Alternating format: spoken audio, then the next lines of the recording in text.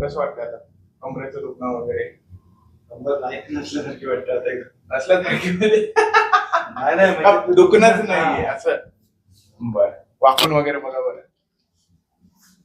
मग अशी तर पट्टा लावून आणले. तुम्हाला काय वाटतं पट्टा लावायची गरज वाटते की कसं वाटतं? पट्टा मला डॉक्टर म्हणजे असं गाडी चालवताना ते तर लावायचं तुम्हाला कारण